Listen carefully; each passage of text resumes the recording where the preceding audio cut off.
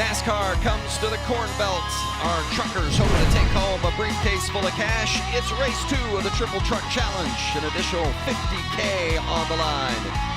Father's Day Field of Dreams, short track style from Iowa Speedway. Everyone wants to win, but for Iowa native Brett Moffitt, this race has added significance. It's home. Family here, friends here, and he's here to defend his title after winning a year ago. Half of the Iowa winners have been 20 or younger. 18-year-old Harrison Burton has plans to add his name to that list. He begins a double-duty day, hoping to start with his first win. Ross Chastain nabbed his first victory earlier this season, but he needs another to jump into the playoff mix. He's been runner-up here at Iowa, but second isn't good enough today. Matt Crafton knows his way to victory lane here. The veteran won in 2011, but it's been too long for the two-time series champ. Runner-up last week. A victory today scores that coveted bonus. The Triple Truck Challenge, it's open to all. And our pit reporters have the stories of a couple of other contenders. And Vince, we're down here right at the front of the field. Today marks the debut for 16-year-old Chandler Smith. He is a highly touted prospect in the Toyota camp, and he's already won one time this weekend. That was late Friday night in Wisconsin. He won the ARCA race, immediately got on a plane, flew here to Iowa, and was up early on Saturday to set the fastest time in the first practice. Maybe the most impressive thing about this young man, he sincerely believes he can win this race today because qualifying was canceled. He is starting on the pole. Hermie? Well, Alan, Chandler Smith starting on the pole in his first ever start, that's pressure, right? But the real pressure in the KBM camp is on the full-time rookies, Todd Gilliland and also Harrison Burton. Now, Todd Gilliland in the 4 last week at Texas looked like he was finally going to get the monkey off of his back. He qualified on the pole, led some laps, but right here on lap 70 on a restart, he gets loose on the bottom of the racetrack below Bend Roads. He crashes, gets another DNF. Now, after the race, Todd was very open about the fact that, hey, I probably should have been a little more patient in that situation. Now, this weekend, another crew chief, Michael Shelton, a championship-winning crew chief, joins the 4 team. They'll start 11th, and they know they need to get to this truck to the front and go to victory lane today. Vince? Starting 11th indeed. All the winners this season have come from inside the top 10. And as we get ready for race number 10 of the season, look at Gilliland. He's the first one out. The first one on the inside of the line is his teammate. Let's get ready and get him fired up. Race fans, please welcome Special Olympics Iowa athlete Kim Lively as she delivers the most famous words in motorsports. Start your engines, ladies and gentlemen.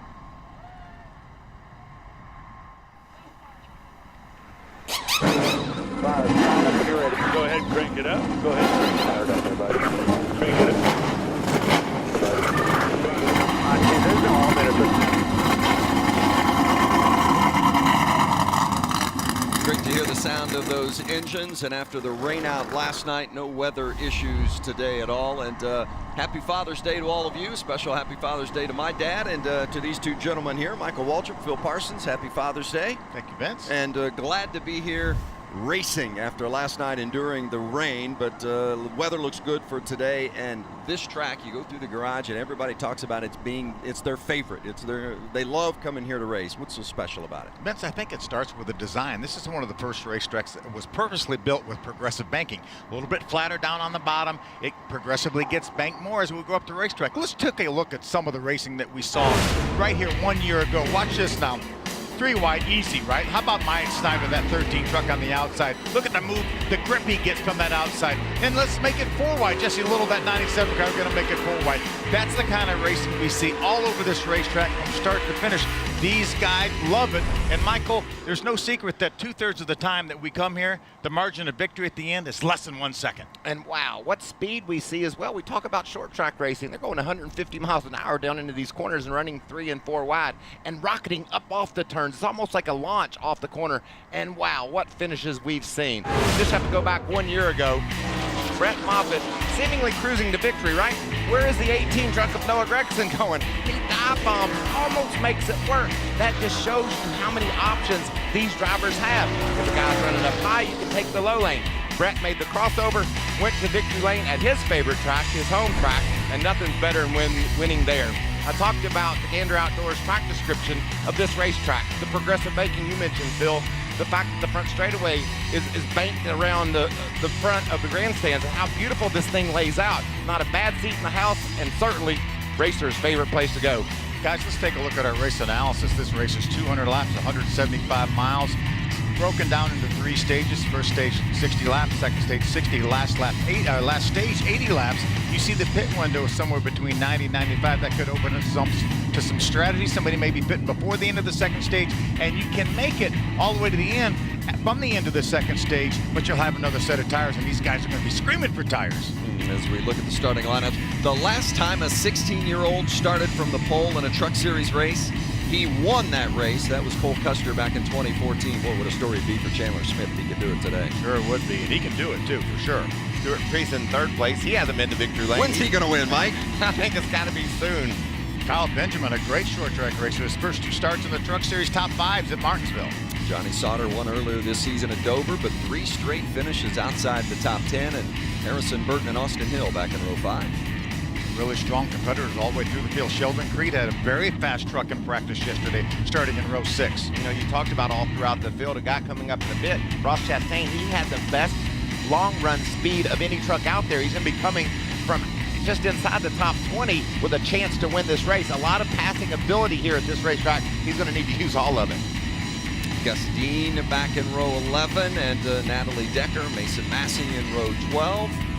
Natalie Decker needs to have a good run today. Great to have Jesse Little back racing with us. Chad Finley is there in row 14. 32 trucks will fill the field here at Iowa Speedway today. The 13th time we've raced here at Iowa. Vince, you talked about that young man that's in that 51 truck, going to be starting from the pole. Let's see if we can chat with him. Hey, Chandler Smith, it's Phil Parsons and the guys up in the Fox booth. You got a copy? That's it for. I got a copy. Well, great run, by the way, the other night. Madison set you up for this great first ever truck race. How was that truck in practice, and can you get it done today? Well, we definitely have the Safe Flight Toyota Tundra under us pretty good here. I feel like we have a really good shot at winning this thing today. It's just I'm going to need to capitalize all day. Guys on pit road, and we can put this thing in one and end up in victory lane. Well, great having you here in this series. Good luck, bud. Appreciate you guys. Thank you. How about the onboard looks that we're going to get today? Yeah, we're going to ride along with Harrison Burton. This is the Morton Buildings on board. He's going to be starting from the 10th spot. And how about this view we're going to have on this fire weekend? This is a rough racetrack, and his head's going to be bouncing all day long. Let's move up to row 2 with Stuart Priest, Canadian racer, searching for that first win. Got the great bumper cam. We're going to be able to look out the front of this truck at ground level as they run 3 and 4 wide through the turns. Stuart's a real charger, too, so it's going to be fun to watch from this angle. Let's hear from a couple of crew chiefs. We'll go downstairs to our pit reporters, beginning with Alan. Vince, Matt Crafton and Crew Chief Junior Joyner were happy with their truck after that final practice, but we had all that rain. What does that mean for the team? I mean, it just means we got to step it up, you know? I was just admiring that Menards F-150. It's a sharp truck. The thing is so good looking. I just want to say happy Father's Day to my dad, all the dads out there, all the guys in the fab shop. These guys have been working their tail off. Business has really been picking up in the 88 camp. I think we're getting close. And we need a win. You know, I'm ready to win. We didn't come here to get our hair cut, right? We came here to win. So we're going to do our best today, and hopefully come out of here with a W. And I got to say hi to my boys, CJ and Jackson. Love you guys. See you soon. Hermie. Well, this is Mike Hillman Jr., the crew chief for Harrison Burton. I want to say happy Father's Day to my dad and also Mike Hillman Sr. at home watching. Limited practice time, but your driver, Harrison Burton, has a good record at this racetrack. Did you get enough done in practice to have a shot today? I think we're really close. I think our Morton Buildings Toyota Tundra is the top 5 truck right now, and we kind of guessed that it would be racing during the day today, and it's cool and not too sunny, so hopefully we can be there at the end. You just got to survive and make it to about lap 180 and go see what you got. Vince? Look forward to it. We talked earlier about the young guys have fared so well here. Half the winners at Iowa have been 20 or younger, and Is 50 grand extra too much for a youngster to have? I mean, you know, you can't give some kid $50,000. Oh, yeah, you can. Oh, yeah, you can. They take that. And they're going to do it. Somebody's going to get that 50 grand here today. How about how important that 50 grand was to those racers in Texas? What do we have? 13 cautions. They kept wrecking. And we're going to have the same situation here where they're going to be running side by side through the turns quite regularly. And you got to watch the bottom truck, especially the inexperienced Chandler Smith. He's got to make sure he has that truck stable on the bottom of this racetrack on this first start. Get a couple of starts under his belt before he really charges. Well, he's coming off a win in the ARCA race in Madison, Wisconsin on Friday night. Hopped on an airplane, I presume they got on an airplane and flew to Iowa. That drive, but that was back-to-back for him in Madison and the ARCA Menard Series as well. So he probably got a good night's sleep last night after a short turnaround from Friday to Saturday. And the 51 truck, by the way, went to victory lane last week with crew chief Rudy Fugel, and of course the driver was Greg Biffle. So similar age, right? Last week, the 51 truck had a retired 49-year-old driving it, and this week a 16-year-old just making his first start. How diverse is that? And look, Chandler Smith chose the top lane there because of how loose it could get down on the bottom. I like this move. As we mentioned, this is the 13th time the trucks have raced at Iowa. Eric Jones and Timothy Peters, the only multiple-time winners. Matt Crafton, really consistent here. As you mentioned earlier, a former winner here, but top 10 in 10 of the 12 races here. The two that he didn't, by the way, finish in the top 10 happened to be the last two, and those were DNF, so he doesn't want that today. And we heard from Junior Joyner, that 88 team has really picked it up this season. I mean, they have been very good. They've done everything but win. Isn't it awesome seeing how happy he is to be at a racetrack? I mean, they know that they're on the verge of getting to victory lane. They could win this championship this year, and you could just see it and hear it in Junior's words. The pace truck will pull off. Better late than never after a rain out last night.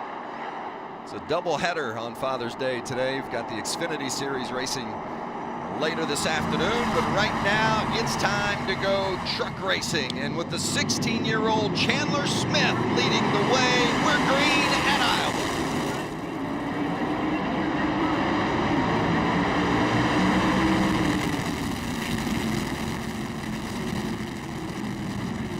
Infinger slotting into that second spot. He's going to have a little company right beside him by Matt Crafton in the 88, teammate. Didn't take long to go 3 wide. Wouldn't we get to turn 1 before we went 3 wide? The 2 truck. Sheldon Creed made a nice move around the top and made it work. There you see Crafton using that high lane as well to clear Grant Infinger and bring along Iowa's Brett Moffitt with him. Oh, great view from the bumper of Stuart Friesen, and you saw Moffitt with a big wiggle just ahead of him. I told you that bumper cam was going to be fun. You see Moffitt? Truck almost got out from underneath of him. A lot of guys said it would probably be about 6 or 8 laps before everyone would start migrating up towards the middle and to the top of the racetrack. Johnny Sauter in that 13 truck. How badly does he need a good result today? 3 straight finishes outside the top 10, extremely rare. Yeah, so uncharacteristic of Johnny Sauter in anything he's driving. There's Creed in that 2 truck on the outside looking in regards to the playoffs, but you have to go too far to find somebody that believes he's capable of winning in this his rookie season in the series. There's ARCA Kyle champion a year ago. Kyle Benjamin then at 45 truck. There's that almost 4 wide, certainly 3 wide at least. Ross Chastain right there in the middle in the 44 truck. Austin Wayne Self, the 22 on the bottom. Tyler Dipple, the 02 up on the high side. That's Rafael Lassard driving that 17 truck. He tested here with KBM and then came back to race with DGR Crosley. Oh, look how tight that is.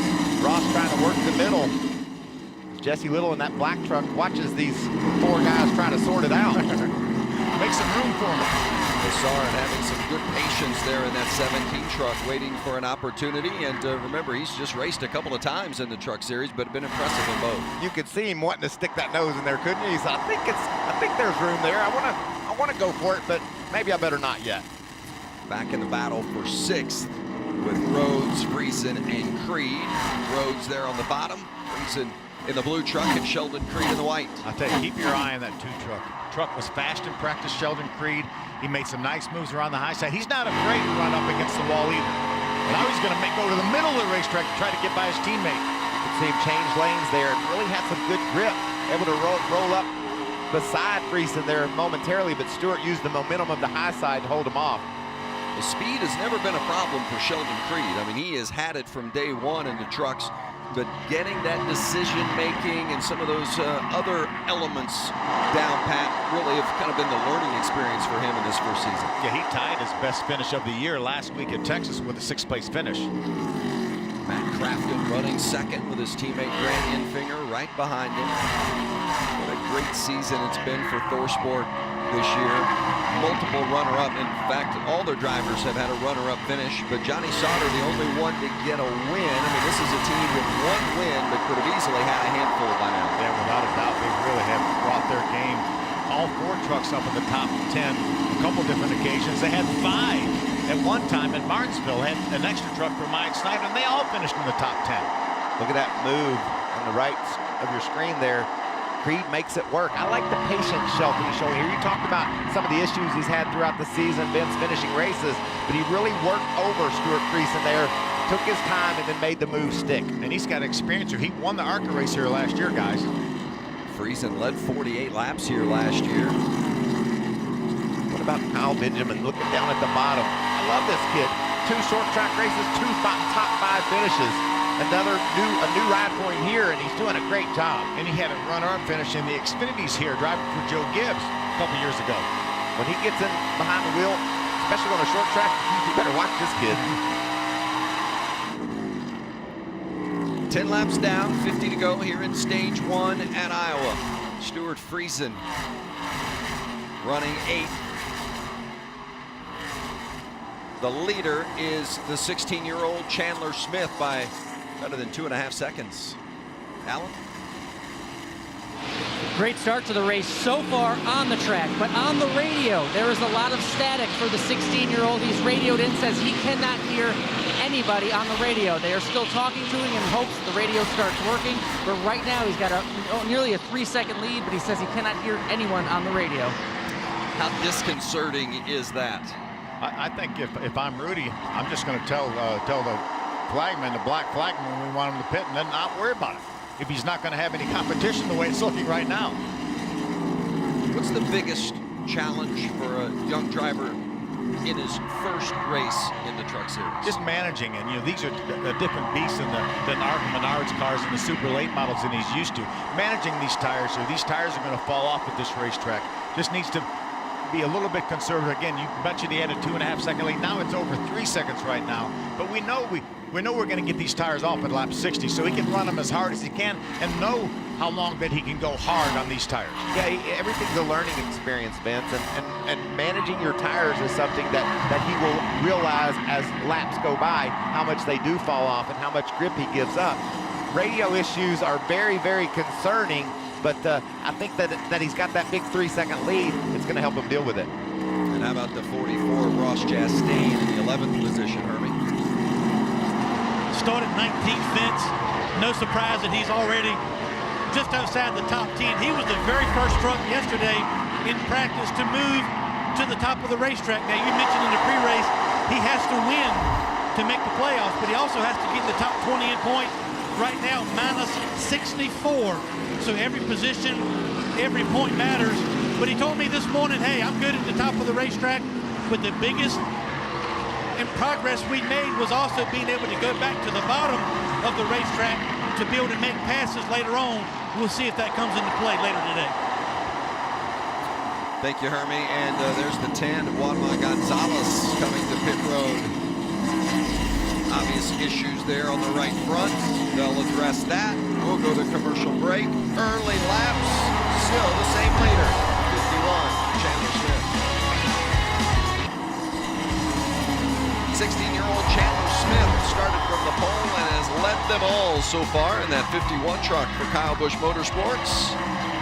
And as smooth as it has seemed, it's certainly more challenging inside that cockpit considering the communication issues they're having. We'll get more on that in a moment, but nice little battle there between Johnny Sauter and Brett Moffitt. That's something you don't want to do there, Phil, on these tires. The track's abrasive, it's worn out. You saw Johnny Sauter with that big long slide on turn 4. That'll really heat that right rear tire up, and he'll lose traction. These drivers try their best to keep that truck pointed straight and not slide those tires. Yeah, Johnny is one of the guys that's running down on the bottom longer than most. Most of them have moved up to the middle, if not to the third lane of the racetrack. He was trying to make that pass on Moffitt, slid the tires, and look at the ground he's lost. And that won't get better. That tire will remain hotter than the right front, or in relation to the right front. Stuart Friesen on board with him now, and that's Ross Chastain that just went around him. Ross able to make that pass work. For 8. See, as the pace slows down here, 145 miles an hour for Stuart Friesen that time down into turn number 3. Let's see if we can follow along and how fast he gets up to, as you mentioned, over 150 miles an hour, Mike, down into turn 1. On a short track. On a short track. This is the part of the track drivers say they love. When you come off, you can almost feel it there. Come up off turn 2, the track just drops out from underneath of you. You came right off your seat there. I was trying to explain it to you. It's really cool looking. Mike, you mentioned short track, and by definition, at 7/8 of a mile, it is definitely a short track. But when it doesn't have the characteristics of a short track, do you still term it a short track? I think we have to call it a short track because of this right here, all the traffic, and the fact that even though we're running upwards of 150 miles an hour, you've got some pretty tight corners down there. At most, banked only 14 degrees. And the bumps, that's what I love about this racetrack. It really challenges the crew chief and the driver to have the right shock set up to not only go over the bumps, but also protect your tires, take care of your tires the best you can. And get on those brakes heading into the corners as well, as you look at Grant Enfinger in the 3rd spot and Brett Moffitt, last year's winner, here in the 4th position. Enfinger, a good story as well. He has not won yet this season, but has the best average finish of all of the regulars in the series. And another one of those ThorSport drivers who has been knocking on the door this year. He was runner-up in the season opener. He stacked together some nice list of top 5s. It's just a matter of time, isn't it? Without a doubt, we talk about Ross Chastain finishing in the top 10 every race. Grant Enfinger had an 11th place finish. That's the only finish he's had outside the top 10. Extremely consistent run for Jeff Hensley and that crew and Grant Enfinger. 5 top 5s for Enfinger, including last week at Texas, where he finished 4th. You know, we talked just a few moments ago as we see 3 wide racing as they're lapping by some of the slower trucks. We talked about Chandler Smith having over a 4-second lead a few laps ago. Well, Matt Crafton now is in the 2nd spot, and he's cut that down to about 3 seconds. Matt Crafton has a fast truck. The fastest truck that last time by was 8th place Ross Chastain. He ran about 1/10 of a second better than our leaders. About halfway through this first stage, 60 laps in stage 1. Yeah, we're all started back in the 19th position, already up 11 spots to 8th. 3 wide, Brett Moffitt threading the needle there, lapping past Finley in the 42, Decker in the 54.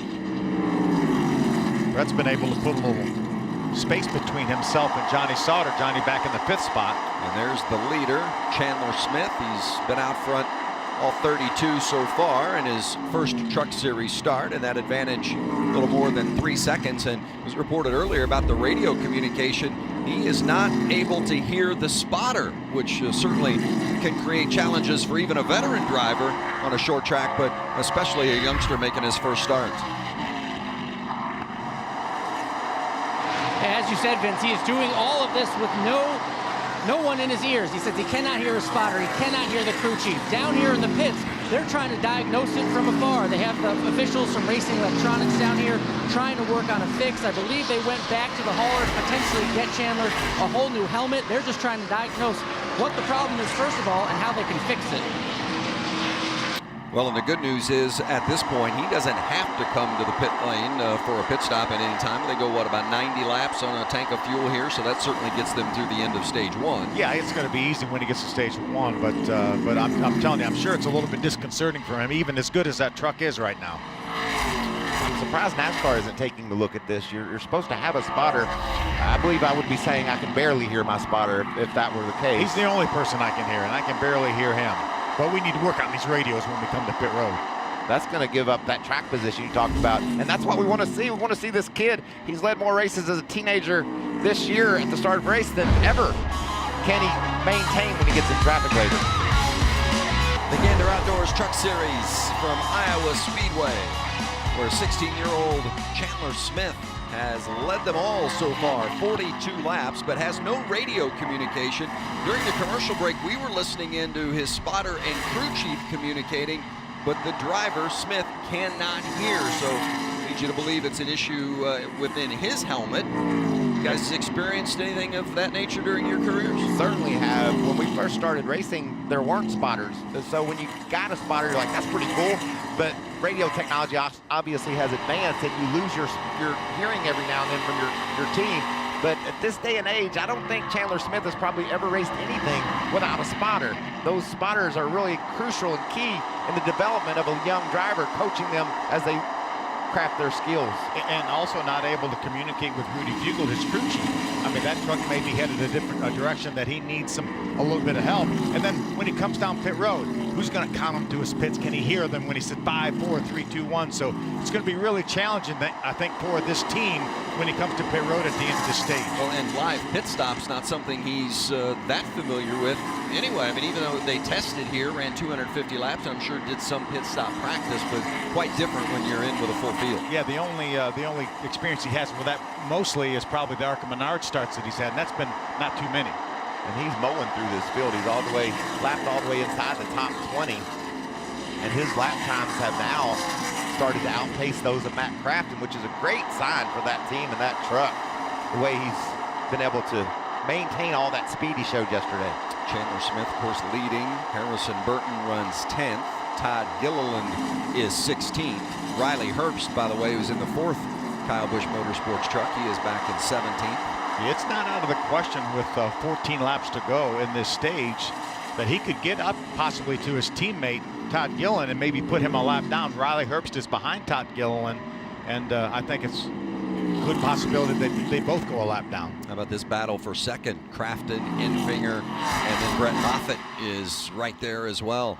Crafton with that second place position. Be really curious to see what kind of adjustments the crew chiefs will make at the end of the stage. Remember, most of these guys, all these guys, thought we were going to race last night. Talked to a lot of the crew chiefs this morning, a lot of the team managers, and they said they didn't think it would be tremendously different because it's a little bit overcast today, but the racetrack will have different characteristics with this sun, or at least the warmer temperatures, and this track temperature up from what it would have been last night. Brett Moffitt still seeking that first win of the year in that 24 truck. Of course, the series champion last season, driving for Shiggy Hattori's team. Switched over to GMS. Johnny Sauter made the move to ThorSport, and Moffitt paired with Jerry Baxter this season, trying to repeat as series champion, even though he switched teams, and he's certainly capable of it as he makes a move on the inside of Grant Enfinger for third. They've had speed this year, Vince, but just haven't been able to put together the entire race long. You can see how Moffitt had to shallow his entry into that corner. Enfinger really ran deep in there and was able to hold Brett off.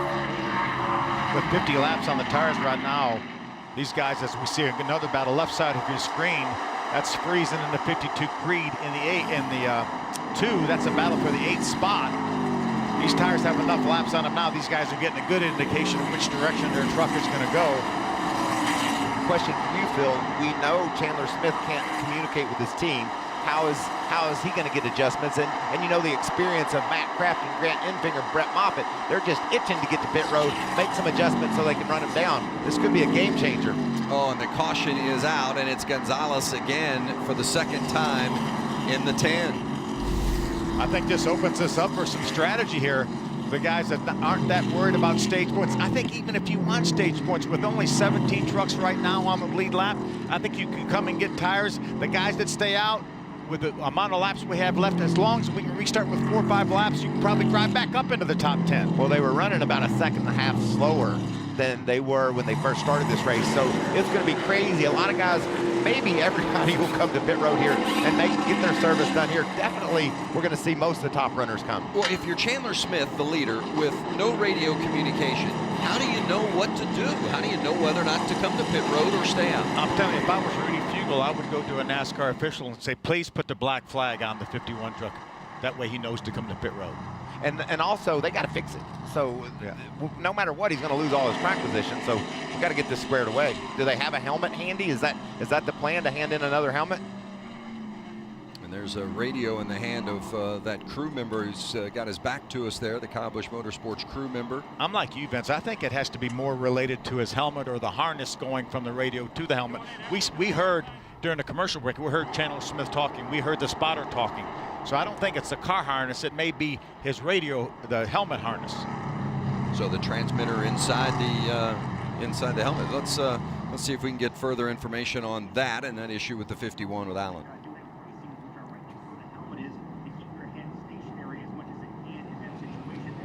And if we look right now, they're driving past the pit box, Chandler Smith is. He was telling him to wave the sign if they want him to pit next time, and that's what they are doing.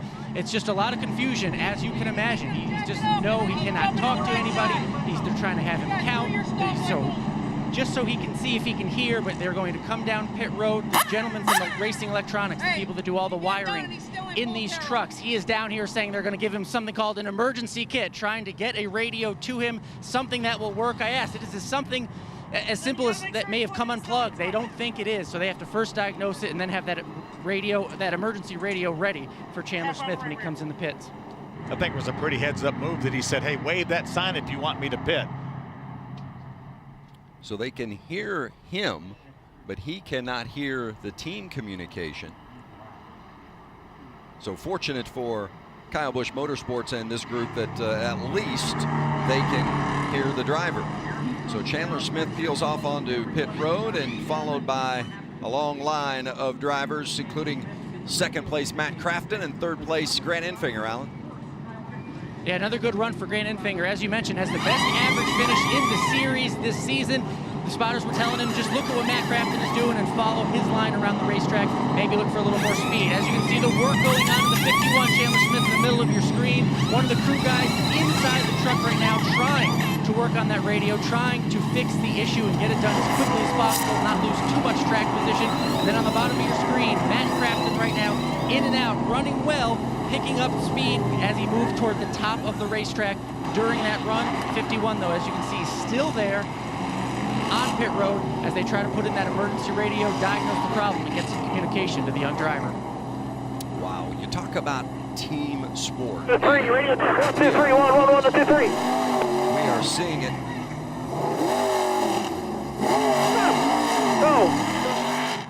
Seeing it front and center with the crew not only addressing the outside needs of the truck, but getting inside the cockpit.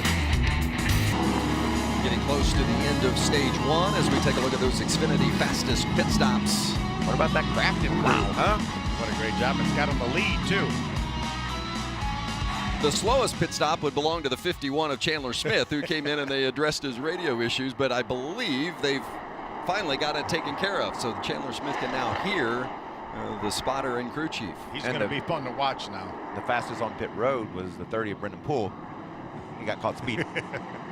So it's Matt Crafton on the outside and his teammate Grant Enfinger on the inside as they take the green. 2 to go in stage one. Look at Johnny Sauter. Sauter on the outside, the third lane. Can he make it work? 3 wide. 3 wide. And right behind him's the other teammate. And look at Chastain all the way from 19th to contend for this stage win. Johnny a little bit loose up against the wall. 1 to go in stage one. Sauter at the front. Crafton trying to battle back inside. Reed on the bottom of the racetrack trying to get by Rhodes and Enfinger. Crafton back in front. Sauter digging. You don't think this stage means something? Look at Sauter to the bottom, and now Ross Chastain up top. Coming to the line, it's going to be Chastain from third to first to win stage one. Wow. Did we tell you how great the racing here is in Iowa? That was incredible. Ross Chastain around the top. And that was for a stage win. Second stage win of the season for Ross Chastain. Wow. Stage one complete, and Ross Chastain going from third to first to take the green and white checkers. What's going on with Johnny Sauter, Hermie? damage to the right front fence did not occur on that last run to the stage break. He got into the 6th truck earlier in the race, so they just took this opportunity to come back down pit road and try to get that corrected. And he'll lose a lot of track position, but they felt like they need to get that right front fender damage fixed at this point in the race. Well, several teams trying to take care of issues here early on, including the 51. Alan, did they get that radio problem addressed? Those communication issues are solved. I'm down here with his crew chief, Rudy Fugel. You solve the communication issues. What do you have to do to calm down your driver, get back to the front? Yeah, I mean, it's really unfortunate. Safe Flight Tundra was really good. He's doing a great job. Just that radio issue, he couldn't hear us well. So we got it all fixed. He can hear us. He can communicate. But it's got to be smart. You know, I think we got a fast enough truck. We proved that. Get a couple at a time. Get a couple on every restart. Get one at a time. And hopefully at lap 200, we're back where we need to be. How about your crewman right there?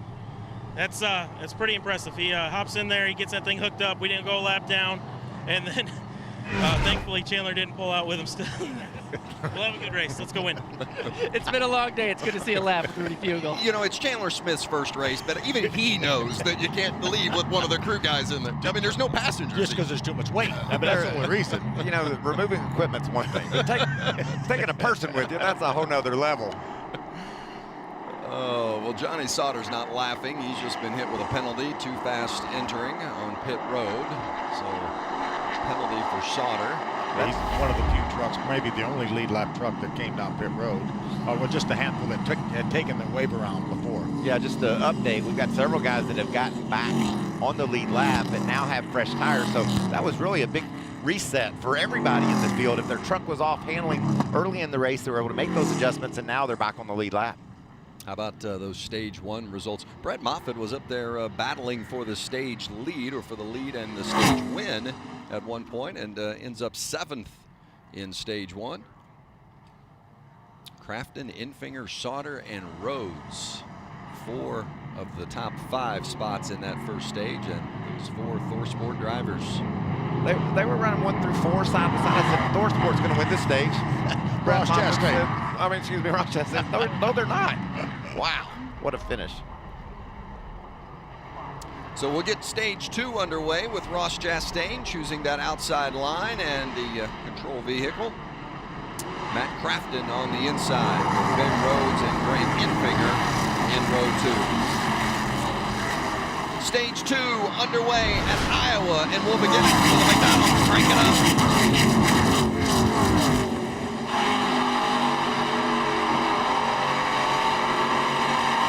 Inside 16, right on your left rear. Good.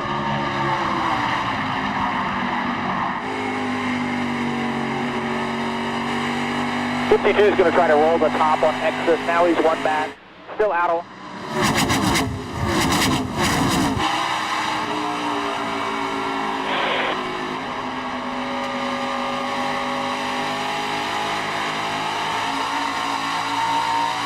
Too wide behind us here. Half back to the 2.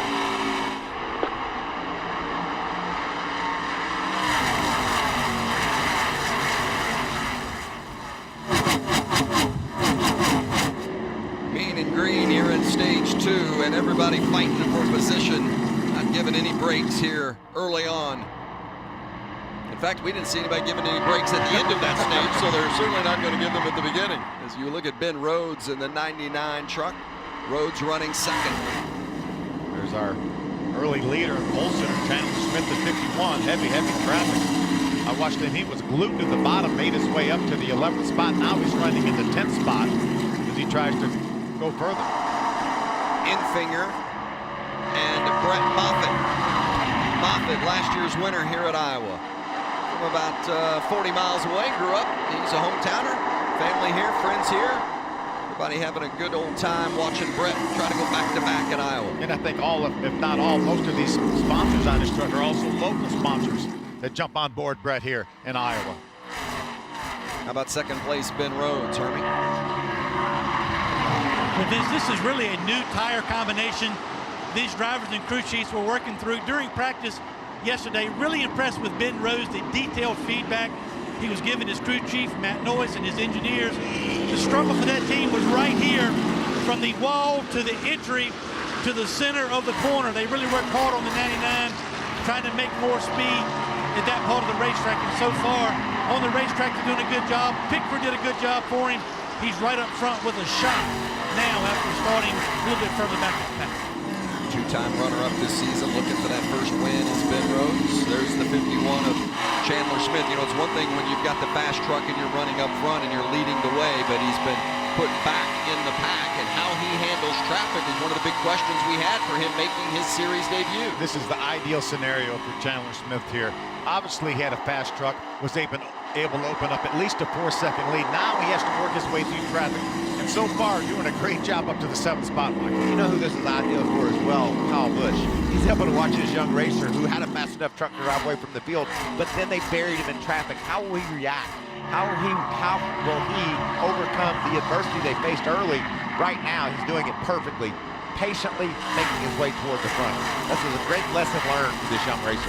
And because of Kyle's pointed comments about his younger drivers, namely Todd Gilliland and Harrison Burton, it also puts a little bit more spotlight on them when you see a young driver like Chandler Smith come in his first time and handle these adverse circumstances and his debut as successfully as he has. Yeah, and I think it's inevitable that the comparisons will be made. I know I was talking to Rudy, his crew chief, as he works to the outside of Matt Crafton to try to grab that 6th spot.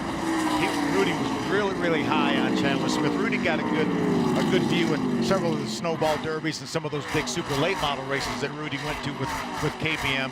He was really, really high in this young man over the winter, and he was really looking forward to him getting in this truck. And just remember, Rudy Fugle is amazing. I mean, he's an awesome crew chief. He's everybody that drives for him wins, and he does a great job setting up the truck. And Phil, you know how important chemistry is, and being able to work well with your crew chief. So Rudy just knows how to take, like I said earlier, 49-year-old retired guy, send him to victory lane. Now he's got a kid, 16 years old, making his series debut that is just running through the field. Chandler Smith from Georgia, part of the Toyota driver development program, certainly highly regarded within Toyota. And you look at the drivers that age, definitely Toyota's top prospect, particularly on pavement. One of his teammates we were just talking about, this is Harrison Burton. We're riding along. That is Chandler Smith. That 51 truck jumps down to the inside, right against that yellow line to try to make this pass. Not quite going to have the momentum that time to get by Harrison Burton. You can hear that truck hit the rev limiter down at the end of the corner. Early laps here in stage 2. From Iowa, where Field of Dreams was made famous. Some guys dreaming of their own today. Back here at Iowa Speedway, the Gander Outdoor Truck Series, and the final Monster Energy Cup race of the Fox portion of the schedule coming up next week from Sonoma, so not too early for us to remind you about ticket availability for the Daytona 500, the 62nd annual, the 2020 edition of the Great American Race. President's Day weekend, February 16th. That's the greatest ticket in all the sports, if you ask me. I love the Daytona 500. Cannot wait until 2020's edition. Ross Chastain is out front, winner earlier this season at Kansas, and then after that victory declared he would be running for the Truck Series Championship, which meant then he would have to get himself into the top 20 in points and win again if he were to make the playoffs. Getting to the top 20 in points is not an issue, but that winning again part not as easy as it sounds. Well, a lot of people question that move by Ross Chastain, and obviously right here with the job he's doing today, now he's going to have to, at some point, he's going to have to fight off that 51 truck again, Chandler Smith, along with some other guys, but it looks like a pretty darn good decision. And I know I talked to Ross and his owner, Al Neese, early in the year, and Al kept saying, boy, I wish we could run for the truck championship. We really think we have a program that can contend, and they certainly do. If they can get in it, they have a shot. How about Chandler Smith? After that pit stop issue, they had to address the radio. Look at the battle for second between Rhodes and Moffitt. Smith started 13th. He's back up to 5th. Impressive. But I thought when we went to break, he was going to be leading when he came back. I mean, he was going through the field that quickly, but when he caught Grant Enfinger, he went to the bottom, couldn't clear Grant, and has been stuck behind him, sort of like Moffitt is stuck behind Ben Rhodes here in this battle for second. Brett's been down there below him, but not able to clear Ben in the 99. But I like the job that Chandler Smith, he didn't push the issue. You see he's back down there trying to get underneath Grant Enfinger, but he didn't push the issue, didn't try to make any contact. He's content to ride right here. If he gets a shot, he's going to go by Enfinger. If not, he can ride here for a while and see what happens as these guys get more laps on their tires and see if maybe he can get Grant Enfinger start slipping a little bit. Well, Rhodes took a tough break last week at Texas, was leading the race and on a restart had transmission issue. Ended up 21st. Yeah, I thought Ben had the best truck. Real shot to win that race, and that was unfortunate, but solid again this weekend. Big day of racing here at Iowa Speedway. Great way to spend your Father's Day. Totally. Xfinity race will follow us later on this afternoon. They've actually got to qualify yet for the Xfinity Series, so as soon as our race is over, actually, they'll get ready to qualify for the Xfinity cars before racing later this evening, as you saw. They had an abbreviated practice yesterday before the rains came, and Harrison Burton was the fastest Xfinity driver. So Harrison will run 450 laps today at Iowa Speedway. That's a day's work. That's his plan for sure, and it was impressive how he ran that Xfinity car yesterday. I can't wait to see if he can be a contender this afternoon. That Xfinity qualifying will be on FS2 this afternoon. The race back here on FS1. Xfinity qualifying in 2:30. Matt Crafton running 7th with Stuart Friesen there behind him in that 52. Just a little past the halfway mark here in stage 1. Ross Chastain continues to lead. Hermie? Vince, I'm not sure we're giving Ross Chastain and this 44 team enough credit for being out front and really right now driving away. He started 19th and did most of his damage on the racetrack under green flag conditions. Now, he's out front now, smooth sailing, but they realized that later today, or at some point, he's going to have to race again. So while he's been out front and certainly maneuvering through some of this lap traffic, he's taking the time to move around on the racetrack, making some passes on the high side of the racetrack, also working the middle to the bottom of the racetrack as well, trying to figure out what he's got and what changes, if any, he may need next time he comes down pit road, because they know before it's over, as you guys mentioned, whether it be 51 or somebody else, he's going to have to do some more racing before this one's over. I think that Nice Motorsports Group, when you talk about the top stories in the series this season, that Nice Motorsports Group and the strides they have made right there near the top. Oh, without a doubt, too. We saw some moments, some flashes of brilliance last year. Remember, Ross jumped in a 3rd truck for Nice last year and had some great runs, had some good solid top 10 runs. But they really turned it on when the season started this year. 10th, 11th, and 12th right here. Yeah, they've been battling all over this racetrack. See, Johnny Sauter put the slide job on Sheldon Creed, and now he's going to put the bumper to him. When you talk about long lines of patience, we're not going to mention Johnny Sauter's name until we get way down the list. The patience does not run long with Johnny Sauter. You would call him a top 10 patient no. guy? I love Rafael Lessard. He's sitting there watching all this thinking, I don't know how this is going to turn out, but I better get on through here. He caught this battle. Now trying to get around Sauter. I think Creed's holding him up a bit. And you know, we talked a lot about 16-year-old Chandler Smith today, but Lessard in that 17 truck is only 17 years old. He made his first 2 starts this season with Kyle Busch Motorsports. In fact, tested here at Iowa with KBM, running the DGR Crosley truck here today. But he's been impressive in his limited exposure to the truck series. And that was just announced in the last week or so that Lessard would be in that DGR Crosley truck for a handful of races. Oh, we got to keep our eye on this battle. Johnny Sauter, I think if he did have patience that y'all spoke of, they've run out officially. No, we did not talk about him having patience, Michael, did we, Vince? You sense a caution coming up here, Mike? Is that what you're saying? It's brewing. We might not make it to the end of the second stage.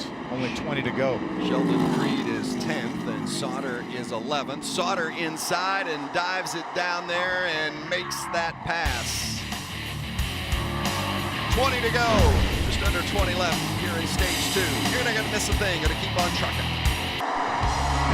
Ross Chastain continues to lead at Iowa Speedway. The NASCAR Gander Outdoor Truck Series. Special Father's Day doubleheader for the trucks and the Xfinity Series. Both today. Chastain has been impressive. He's led 47 laps, but not the most. Chandler Smith, the 16-year-old in the 51 truck for Kyle Busch Motorsports, led the first 55. How are things now going for them, Alan? Not bad, Vince, and as Michael noticed as he was making his way back through the field, the momentum kind of stalled as he went to pass the 98 truck of Grant Enfinger. Well, the team told him on the radio, hey, just cool off your tires, relax a little bit, and then go back to work. They reminded him that, hey, it was easy to start this race at the front of the field and go out and lead laps, but driving back through, everybody's going to race you hard, so just focus, lap by lap, inch by inch, little by little. A lot of coaching on the radio of the 51 right now, Hermie.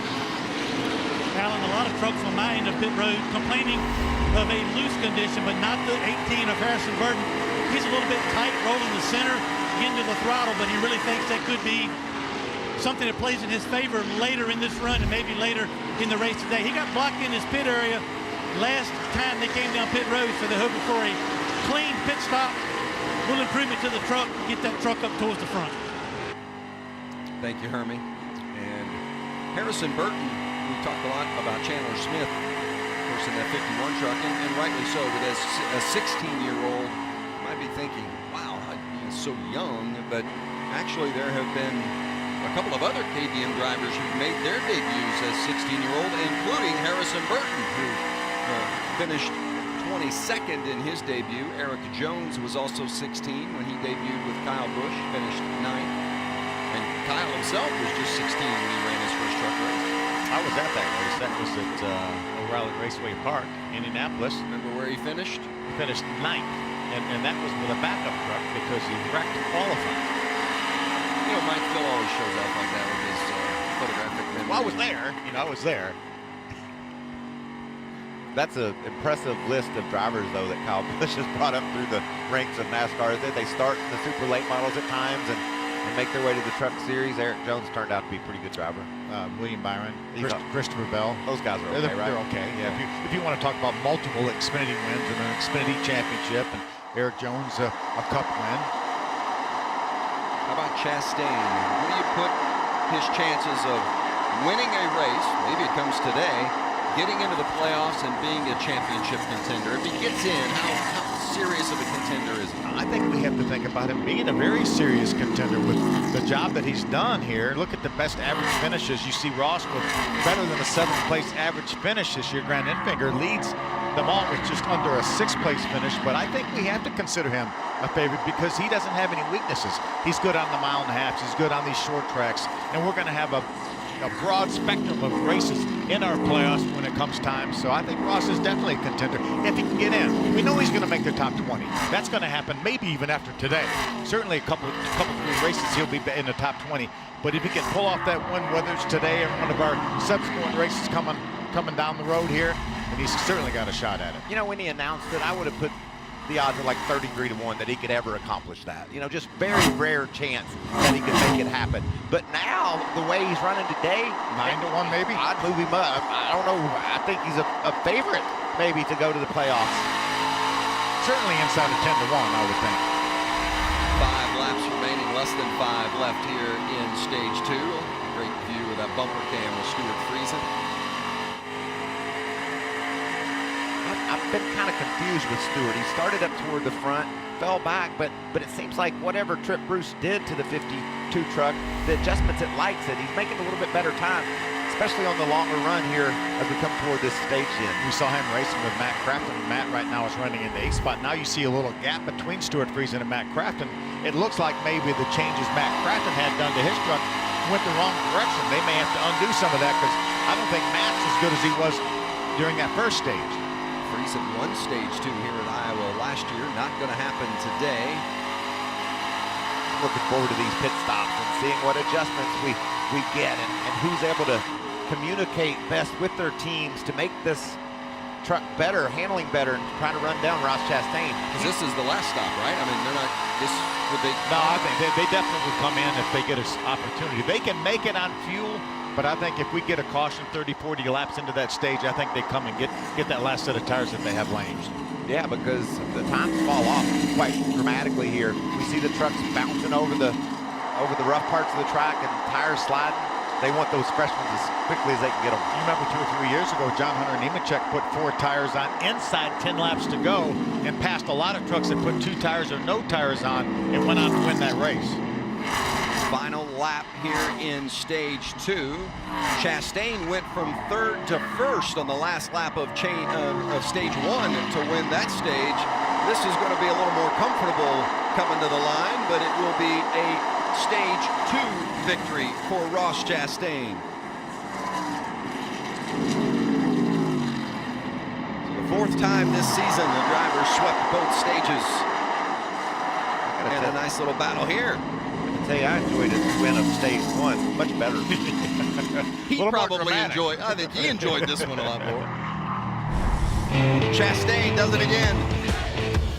Stage 1 and stage 2 winner. Can he finish the job?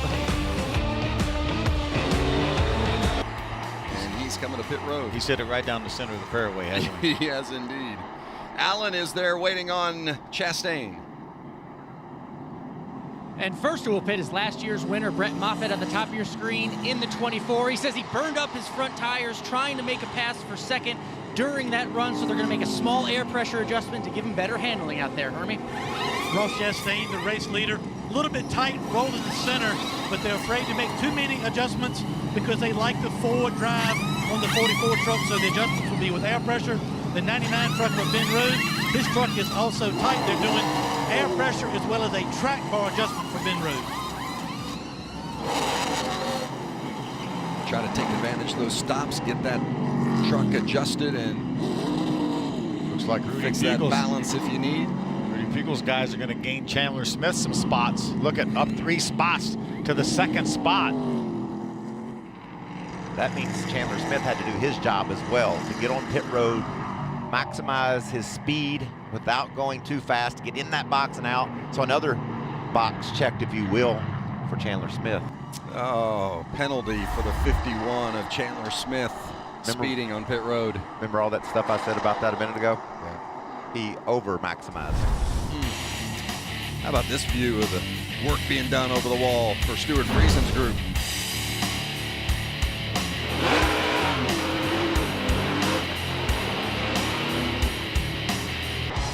Hope all you dads out there are having a great day. Happy Father's Day to you. Glad you're spending a little bit of your day with us. The NASCAR Gander Outdoor Truck Series, the Xfinity Series racing later this afternoon at Iowa Speedway as well. A lot of dads have come to the racetrack, and a special day, going to get to see a doubleheader. Yeah, I love it. After that rain out last night. But that looks like fun. I don't know how aero efficient it is. It looks pretty aero to me. Crazily efficient. Yeah. Take a look at the pit stop of Ross Chastain. Behind that right front tire as he takes it off. Now, if you're a follower of NASCAR racing, you would probably call that an uncontrolled tire, but it wasn't within the arm grasp of the changer or the carrier. Getting no word of the problem, though, and Ross is going to restart on the front road.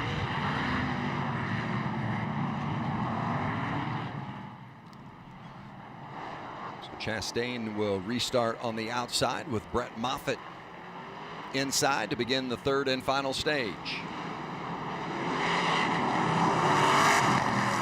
Chandler Smith is going to have his work cut out for him once again here to try to rebound from that penalty. Final stage underway at Iowa, and look at Ben Rhodes going to the bottom to make it 3 wide and trying to go to the front. Well, now's the time to do it. Use those new tires for all they're worth. Look at Ben squeezing a hole I didn't think was there. Brett Moffitt right on the tailgate of the 99. See Matt Crafton up to the 4th spot now, right on the bottom of the racetrack. That bright yellow number 88.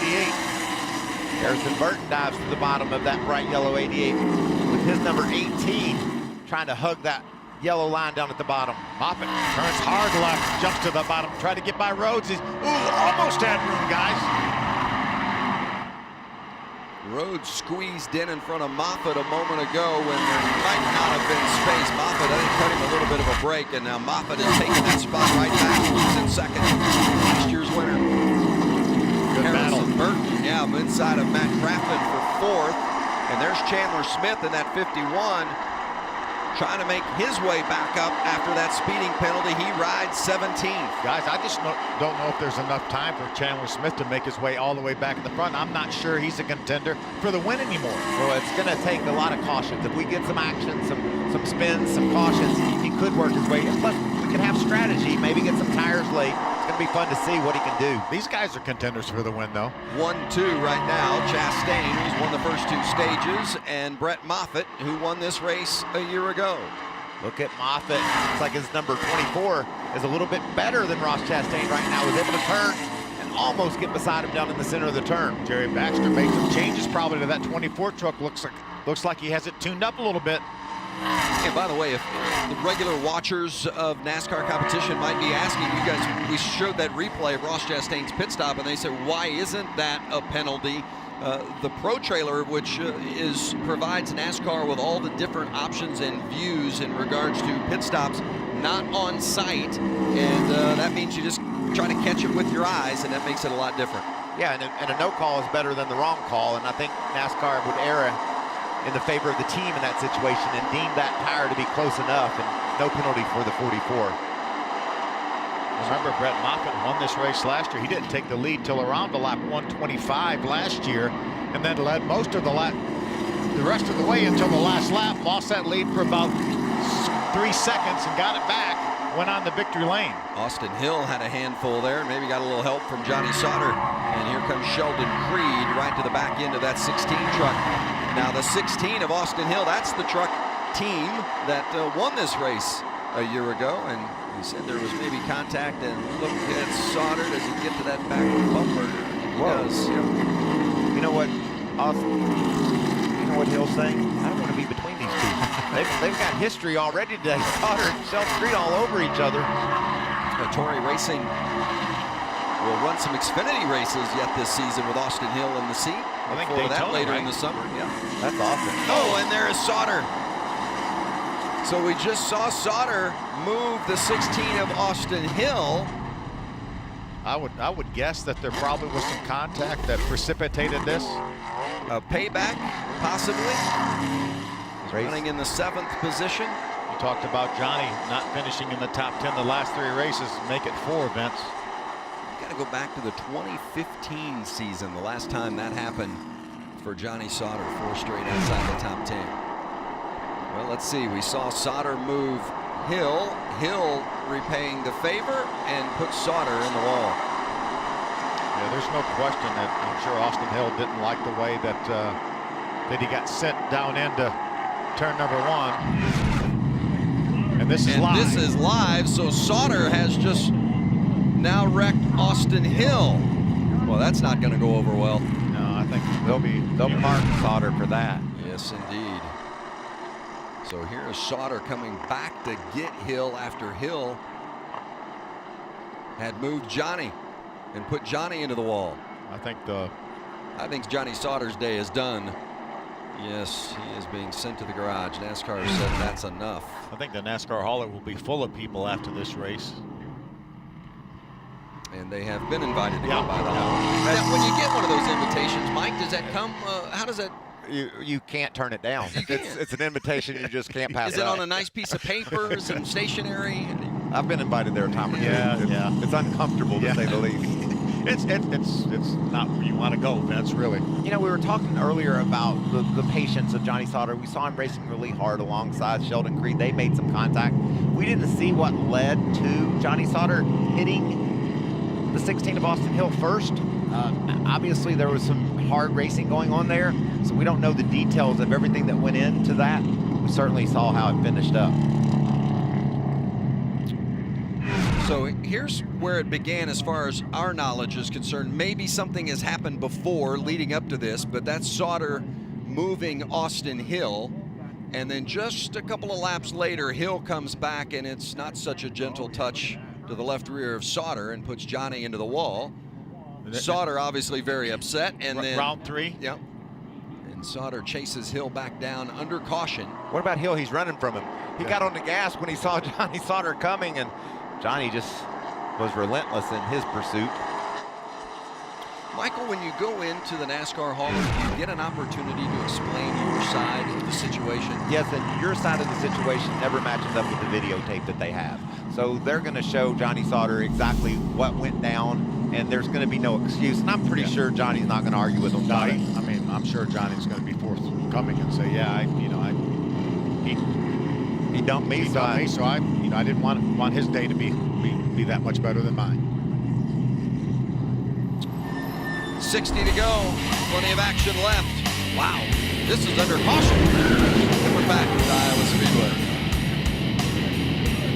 Speedway. Welcome back to Iowa Speedway, a confrontation between the 16 and the 13 of Johnny Sauter on the racetrack now.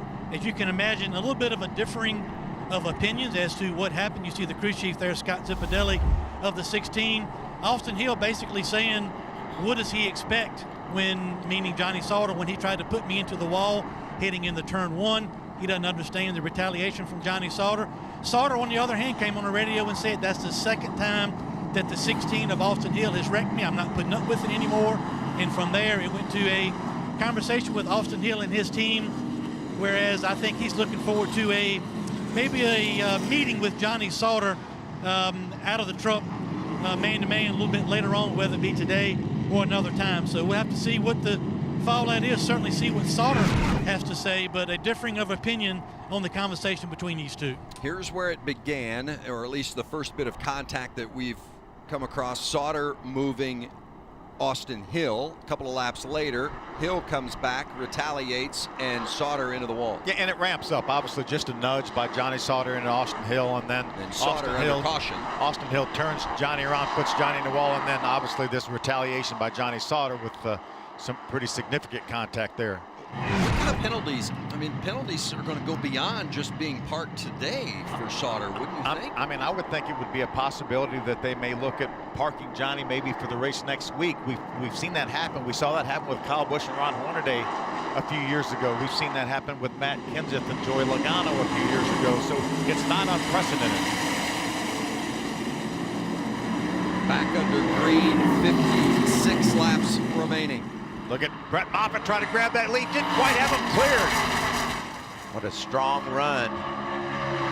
Side by side for the lead. Moffitt, last year's winner, and Chastain, who has swept the first two stages. It's really hard to make that final pass work. A little flatter part of the racetrack, Michael, that we talked about early on. There was a bit more grip there in the middle and up towards the top. Wasn't for lack of effort, though. Moffitt, he saw that opportunity. You said it earlier, Phil, and I loved it. You better pounce while your tires are fresh. You want to get things done on these restarts when you've got the most grip. The grip just goes away lap after lap, and those guys, you can tell by the way they race there, they knew that. Harrison Burton trying to do just that. He finds himself though on the inside of Crafton and Infinger, and that's going to be tough to make work. Burton is 5th. So it's 4th, 5th, and 6th right there, and Burton does make it work. Good move from Harrison Burton to get in front of Crafton. We saw at right side of your screen the 17 just for a moment. Rafael Lessard, that's the 7th spot. He's going after Grant Enfinger for 6th, but now he has the 52 of Stuart Friesen going after him. Really impressed with Rafael Lessard and the limited exposure he's had here to the Truck Series. Just 17 years old, and he has done a nice job. A couple of times, couple of races for Kyle Busch Motorsports, and today with DGR Crosley. Side by side is Infinger and Crafton. Let's go to Alan Cavana. And we're walking now live with Johnny. Johnny, prepared to hear from NASCAR? Johnny Sauter not wanting to talk right now. Walked out of the infield care center, appears to be all right, but walked right past all the microphones. Not much to say after that. Obviously, pretty obvious what happened. So Johnny really upset. No sense of commenting on that, I would think. Well, in those situations, sometimes what you say is just going to make it worse because obviously very upset and frustrated.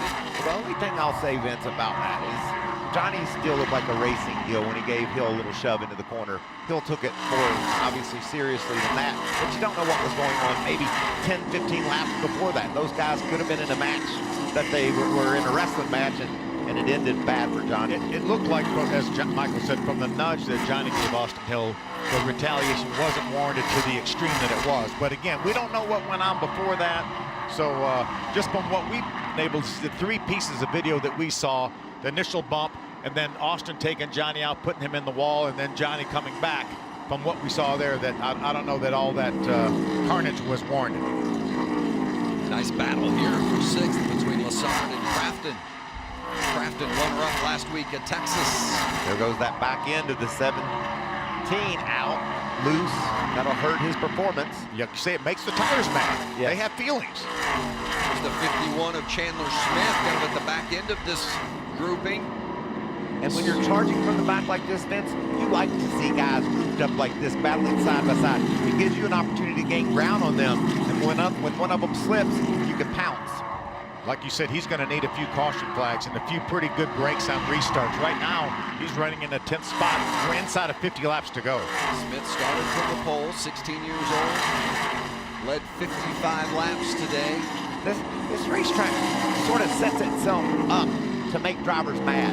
You know, you've got to do the slide job, cut a guy off if you're going to clear him and make a pass. And as the race winds down and laps go by, your patience gets less and less. And that's what you're seeing here. These guys are racing each other, but this could go bad in a hurry.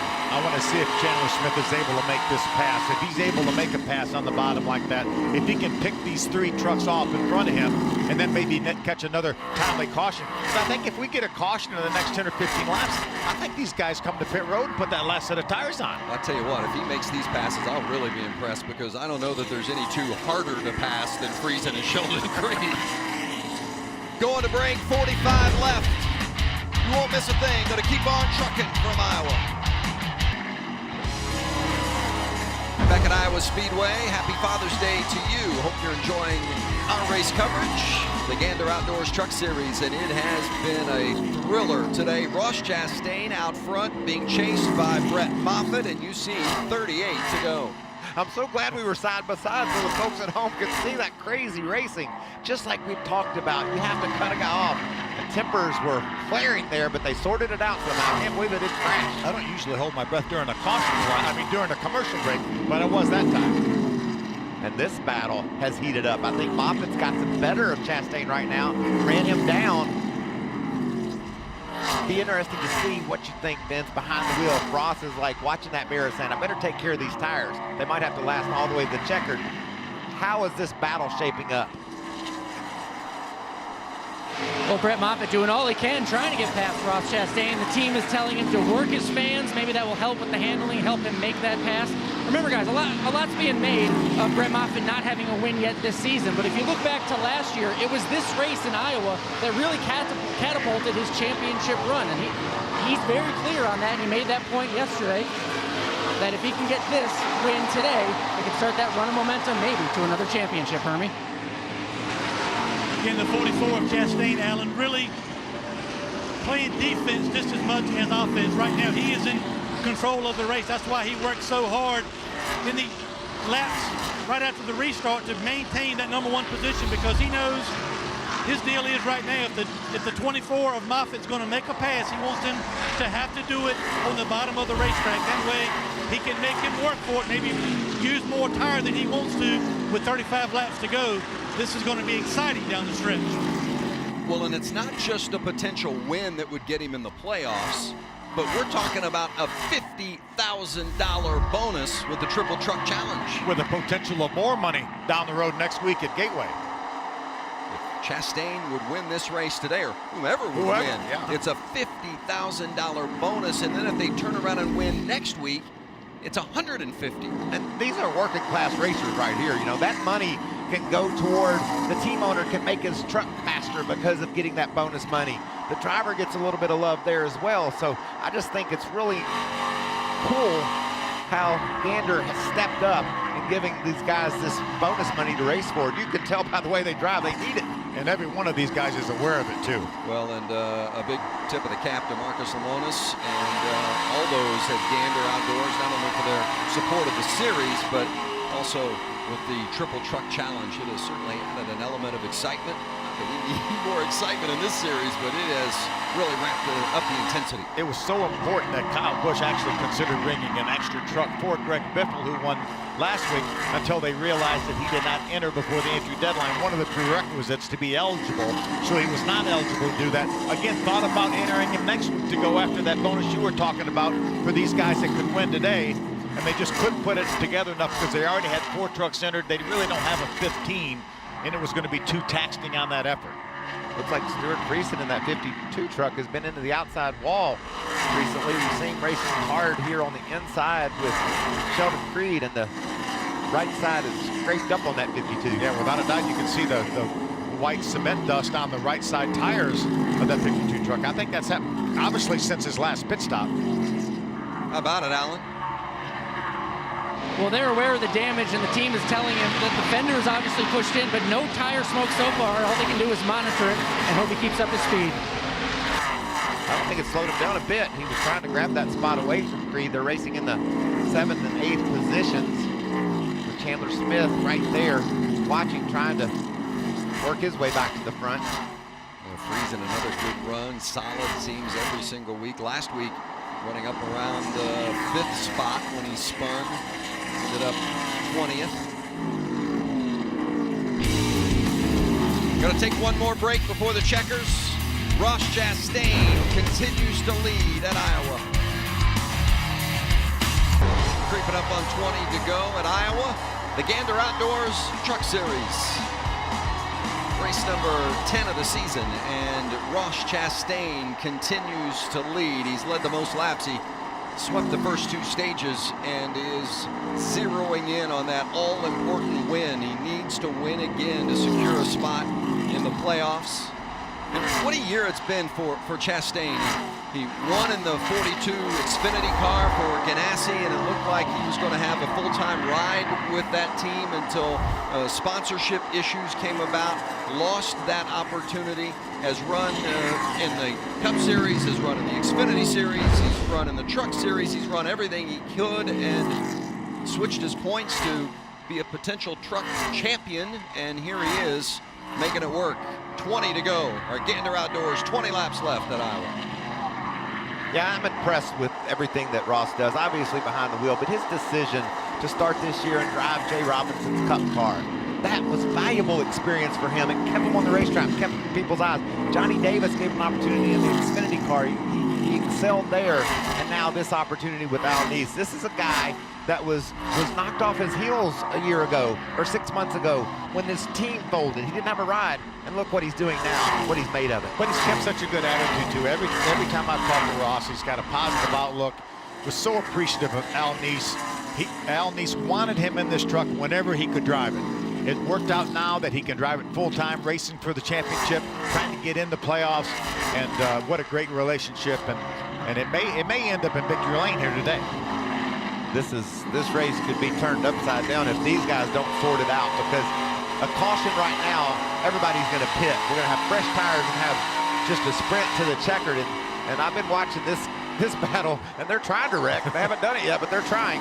Remember, these are teammates here at GMS. Stuart Friesen, the 52, Sheldon Creed in the 2, and the lap truck, Tyler Dipple there right in front of them. And we also mentioned a few moments ago, they've got to be the 2, or at least certainly near the top of the list, the 2 hardest guys to pass. I mean, Creed and Friesen, neither one give an inch on the track, and now they're trying to battle one another for that spot. Hey, none of these truckers give an inch on the racetrack, Vince. These guys all run hard from start to finish. Able to use the 02 truck there as a bit of a pick was Creed, but that didn't last long, did it? Here comes Friesen back. We're getting that range now. We've completed 184 laps. If we get a caution, it'll take a couple laps to collect the field. We're going to have some guys stop, some guys not stop. We're getting to that stage right now. How close do we have to be to the end before you think coming on an under caution isn't going to work? We saw John Hunter Nemechek, pit inside of 10 laps to go, but again, you have to remember almost everyone pitted at that time. He was the first guy that took 4 tires, as we see Chandler Smith trying to get by Stuart Friesen. So Ross Chastain is the guy that's going to lead it, but whatever he does, the rest of the field's probably going to do the opposite. I think they have to pit. I think they do too. Times are over a second off, and man, it's going to be fun if they do that. And there'll be a little speed in those tires when they cool off a little bit if they stay on the racetrack, but well, while they'd all like to see a caution, Chastain wants it to stay green. Totally, 100%. Everything's good in Ross's world right now. Got a second lead. There you see that beautiful True North truck. That's as big a lead as we've seen since the end of the second stage, I think. A little bit over a second. Chastain has finished top 10, 9 straight races. This would be his 10th in a row, and he would join Ron Hornaday, Jack Sprague, Mike Skinner, and Matt Crafton as drivers who have finished top 10 straight races. The record, by the way, he's a long way away from that, 19 That's in incredible. a row. That's incredible. But championship truck drivers there that he's sharing numbers with. Chastain going to do much better than top 10 the way it looks right now. You can see he's still hustling that truck. Sideways up off the corner there a bit. Been able to pull away by about 1.5 seconds from Brett Moffitt. Wondered if he was managing his tires during the middle part of this run. Maybe so.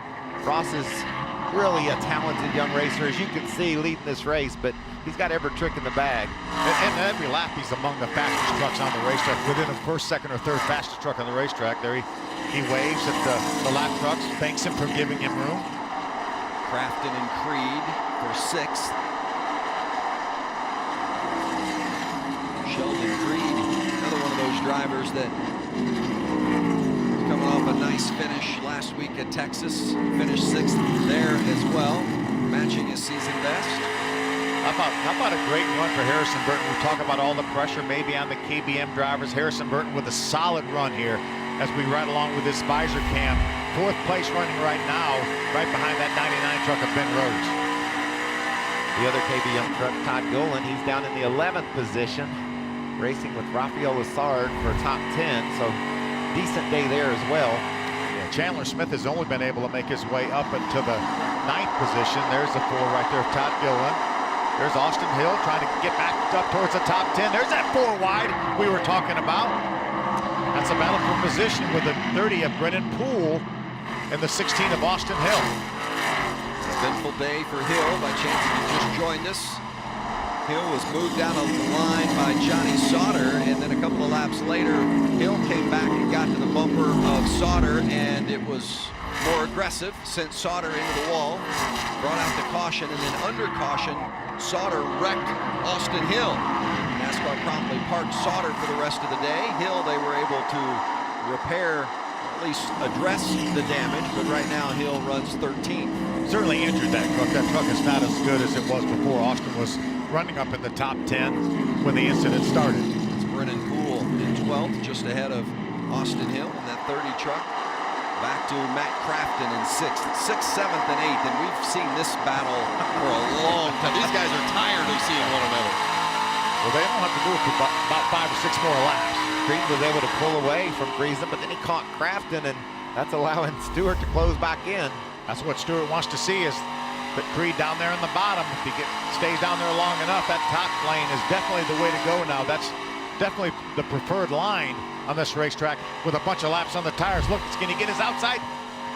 Oh, so close. Quite. You can hear him working that throttle, wanting to get it down, just couldn't quite work it out.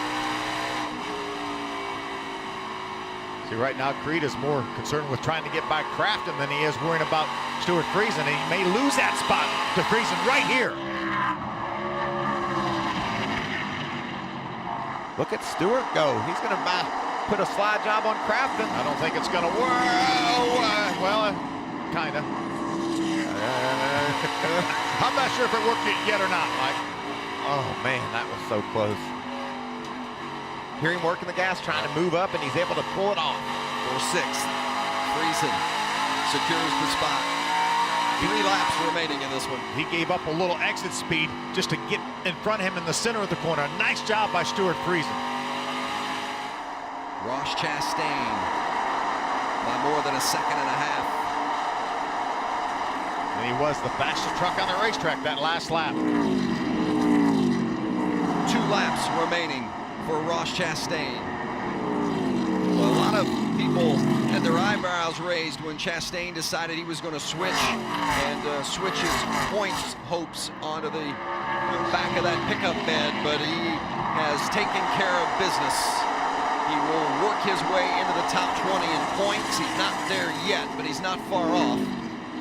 And if he can finish the job here, that win would push him ever closer to a guaranteed spot in the playoffs. I don't think in his wildest dreams he would have thought it would have come this quick after making that decision.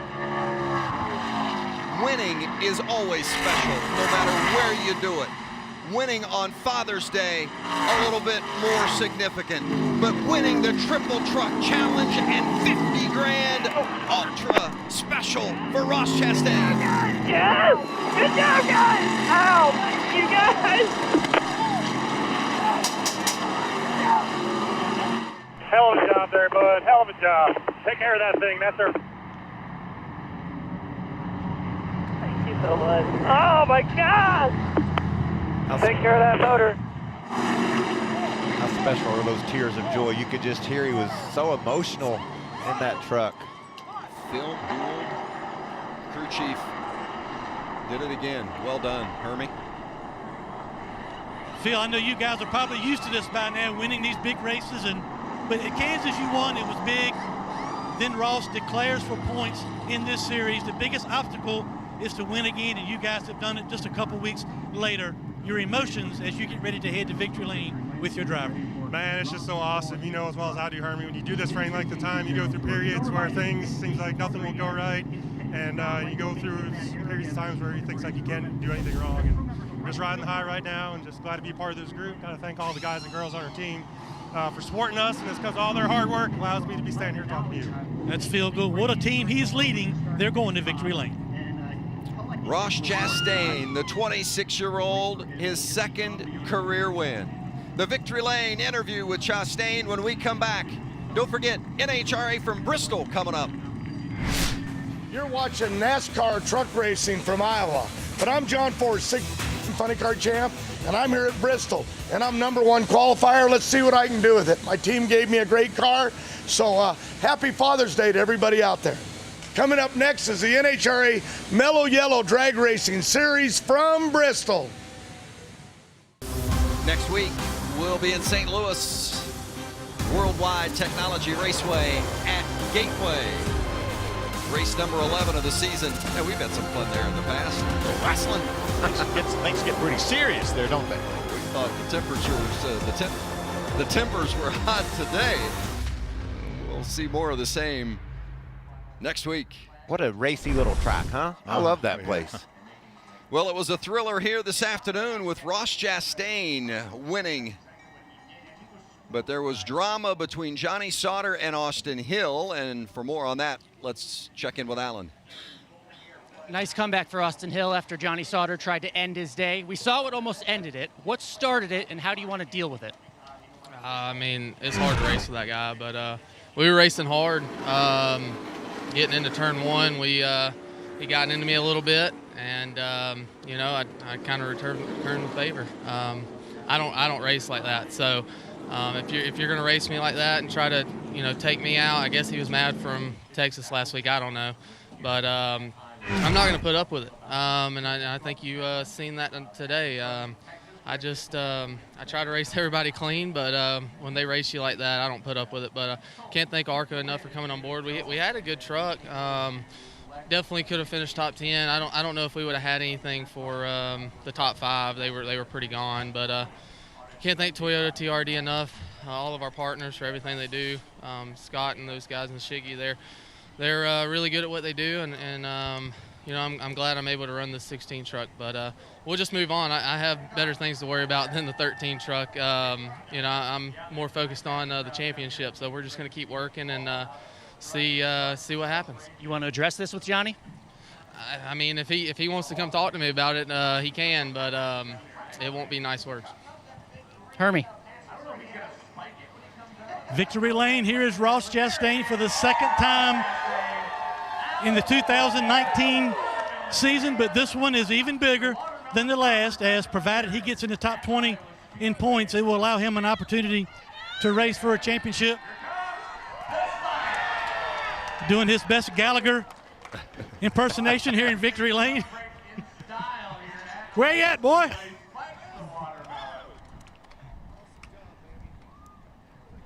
These guys, Victory Lane, you can tell these race wins mean so much. Kyle Benjamin here to congratulate. Ross, I talked to your crew chief. The last one meant a lot. They all mean a lot to all these drivers, but this one, provided you get in the top 20 in points, which you got 14 more points to go, this one puts you in an opportunity to race for a championship. How is your team making all this happen? They're just so good. It all starts with GMS Fabrication. They give us good baselines, and we take it from there. And man, these guys are so good. They make the race trucks go so fast. You know what it's like when you have race trucks and race cars like this. Nothing else matters, and this is what every race car driver in the world's working for, is opportunities like this. And when this opportunity came up to go full-time with True North and Paul Jr. Designs and Al Neese and Miss Lou, sorry you guys aren't here. We want another one. But my dad's here, and it means the world to get this opportunity. And for True North and Kirk, thank you so much, sir. He came on board on Monday, and he's went to his office. He's like, what do we got to do to get you into this championship? And he sponsored us to come here, and it's a dream come true. Now, as much as I know you like talking to me, in Victory Lane, Brandon Degoski with NASCAR has got something I think that maybe excites you a little bit more. Brandon? Ross, congratulations on winning the M&M's 200 presented by Casey's General Store here at Iowa Speedway. And I'm happy to present you this $50,000 for winning today's stage in the Triple Truck Challenge. And next week at Worldwide Technology Speedway at Gateway, it's a tough one to say, you get a chance for another $50,000 plus a $50,000 bonus. Awesome. Well, can't thank M&M's and everybody at Casey's General Store enough, but they might like the Candy Man, but the Melon Man won today, baby! Melon Man Challenge! There he is, $50,000 with a lot more on the line next week at Gateway. Vince? Well, watermelon's the family industry for Ross Chastain, but the Corn Belt took care of business. It was a special place for him today as Chastain wins. And you see there at the bottom, he's 14 points from 20th. You officially have to be in the top 20 in points to be playoff eligible. That's a formality. He's got the win. He's got everything taken care of. We're going to see Ross Chastain in the playoffs. And he's going to be a contender for that championship, Vince. What about John Forrest in Bristol, Tennessee, going for funny car win number 150 today? I can't wait to see that as well. And of course, don't forget Xfinity qualifying over on FS2 later this afternoon, and NASCAR race day and the Xfinity race coming up later as well. We'll be back with you next Saturday from Worldwide Technology Raceway at Gateway. Congratulations to Ross Chastain, the Father's Day winner at Iowa.